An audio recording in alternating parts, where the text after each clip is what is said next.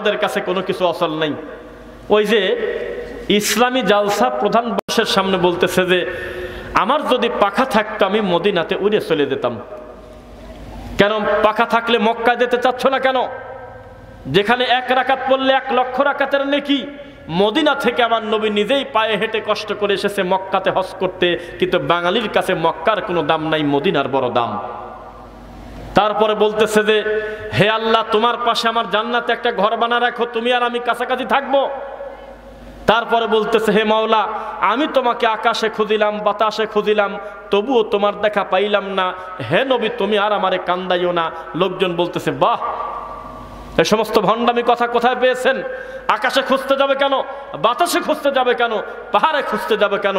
এইরকম দায়িত্ব তো তাকে দেওয়া হয় নাই। তাকে বলা হয়েছে নবীর প্রতি একবার দরুদ পড়ো সাল্লাল্লাহু আলাইহি আসার, তোমার প্রতি 10টা রহমত আল্লাহ দিয়ে দেবে।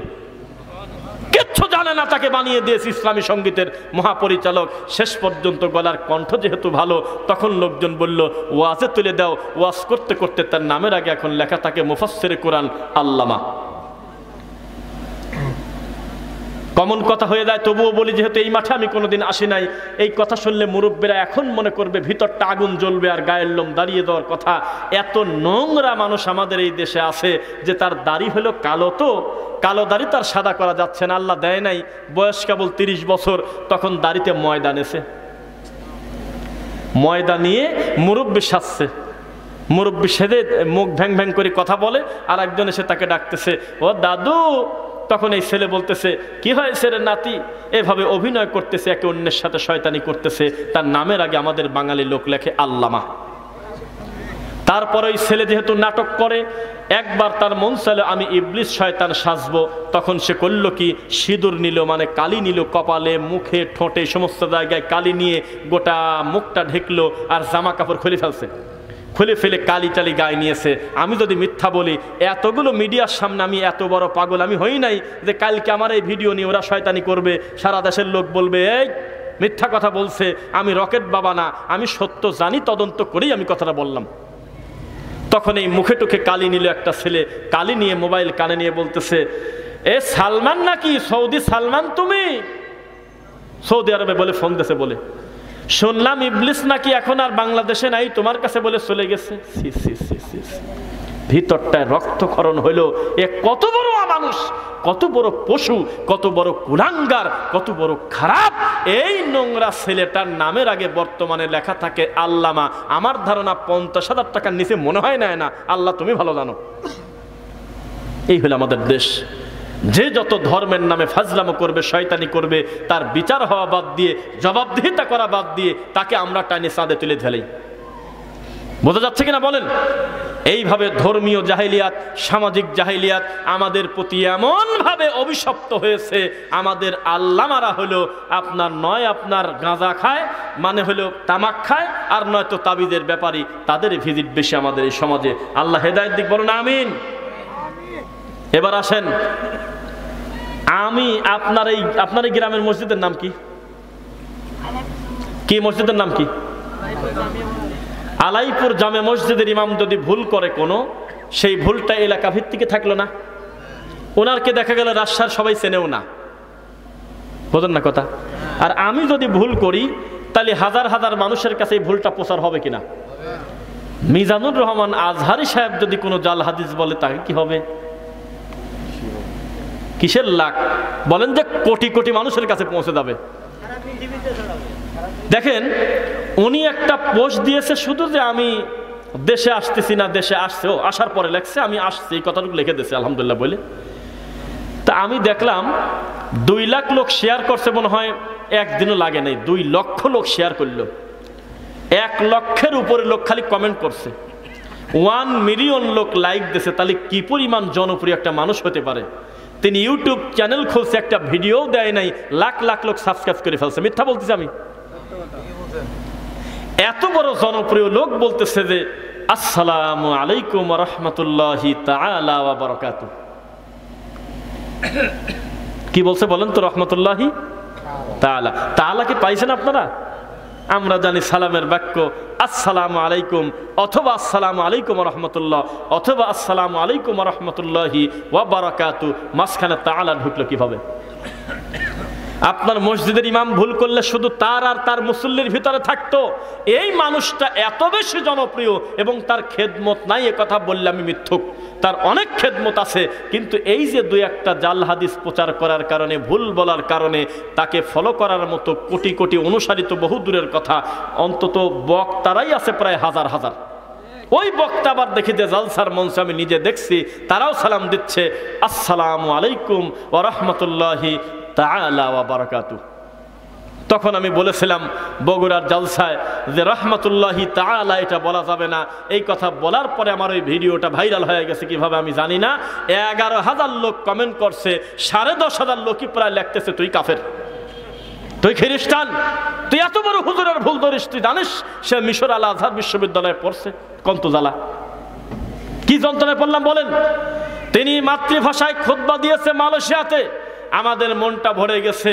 ইংলিশে তিনি খুতবা দিচ্ছে, কারণ খুতবা নির্দিষ্টভাবে আরবিতেই দিতে হবে, এ কথা নবী বলে নাই। খুতবা মানে ওয়াজ, খুতবা মানে বক্তব্য, খুতবা মানে ভাষণ, যেই ভাষণের মাধ্যমে মুসল্লিরা সংশোধন হবে, ঠিক কিনা? কিন্তু এই দেশে এসে তিনি এই সত্য কথা যদি মুখ দিয়ে বলে দিত, আমি মিজানুর রহমান আজহারি বলছি, তোমরা মাতৃভাষায় খুতবা দাও যাতে ইমামের কথাগুলো তার মুসল্লিরা বুঝতে পারে, 5টা ভুল সংশোধন হয়ে যায়, আর খুতবা হবে 2টা। জীবনেও নবী 3টা খুতবা কোনোদিন দেয় নাই, সাহাবীরা দেয় নাই, তোমরাও 2টা খুতবা দিতে। আহারে, এটা গালিগালাজ না, হিংসা না, তার প্রতি আমাদের ভালোবাসা, আমাদের দাবি। উনি যদি মুখ দিয়ে কথাটা খালি লিখেও দিত ফেসবুকে, যদি কলম দিয়ে, লক্ষ লক্ষ মানুষের সংশোধন হয়ে যাওয়ার সুযোগ ছিল কিনা? কিন্তু আমি এত কথা বলতেছি, আমার সামনে আপনারা কয়টা লোক বসে আছেন বলেন? এই জন্য বড় মানুষের মাঝে মধ্যে নাম ধরে বলতে হয় যাতে আপনারা ধোকায় পড়ে না যান। একটা মিষ্টি মুফতির নাম বলবো। কি মুফতি?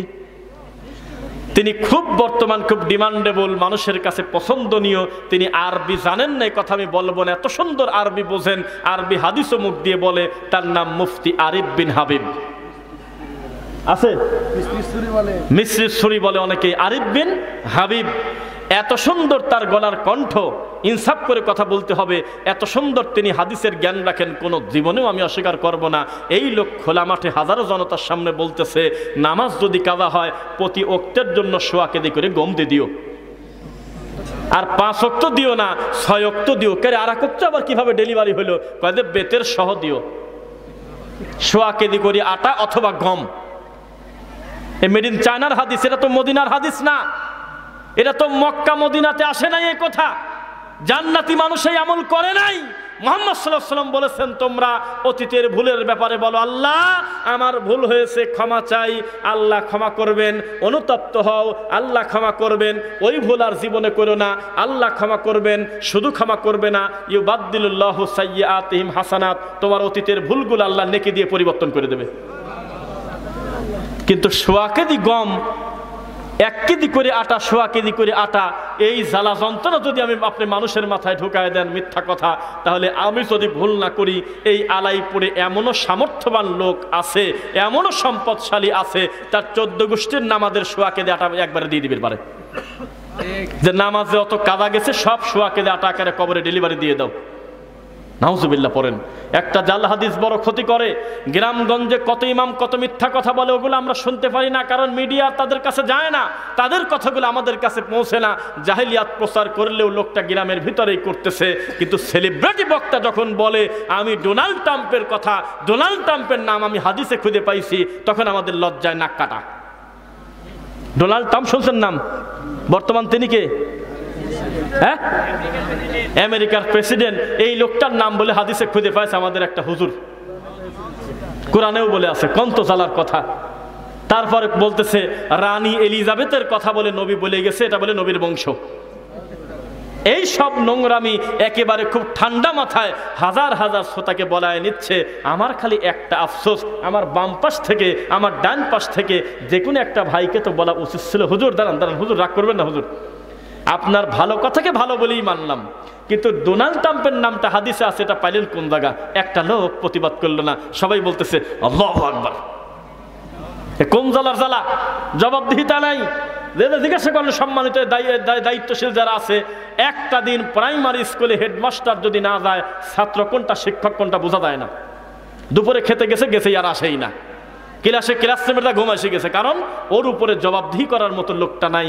দায়িত্বশীল একদিন না আসলে পরিস্থিতি এমন হয়। আর হাজার হাজার লক্ষ টাকা তাকে অগ্রিম দিয়ে, আগে 40 পরে 70,000 দিয়ে হেলিকপ্টার থেকে নামবে এত বড় বক্তার বাম পাশে ডাইন পাশে যদি আল্লাহর ভয় করা একজন দিন বোঝা আলেম থাকতো, আর যদি তাকে বলে দিত বক্তব্য দিতে থাকেন বাংলায় দেন আর আরবিতে দেন, তবে নবীর নামে মিথ্যা কথা বললে খবর আছে, জাল হাদিস বললে কিন্তু ধরে দেব। তখন দেখতেন, আশা করি কিছু সংশোধন হয়তো। আপনারা তো খালি পড়ে আছেন কোন বক্তা কত টাকা নিল, আমি ওই দিক ফোকাস করি না।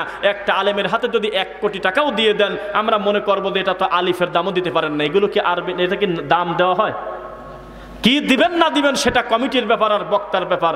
আমার কষ্ট শুধু এক জায়গা, আহারে এত কষ্টের টাকা দিয়ে এই ছোট ছোট সোনামণি হাফেজরা রাস্তায় গাড়ি আটকায় টাকা বের করে গ্রামে গ্রামে চাউল তুলে, ধান তুলে, গম তুলে, কত কষ্টের টাকা ভ্যান চালক রিক্সা চালকের কষ্টের টাকা দিয়ে এই 1 লাখ টাকা দিয়ে বক্তা নিয়ে আসতেছে।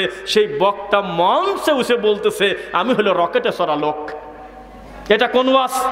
এর দ্বারা মানুষের কি কল্যাণ হবে?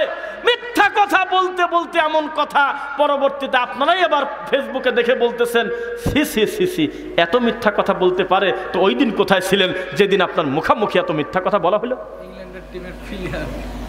কিসের সাথে কি বলে, এক একবার এক এক কথা।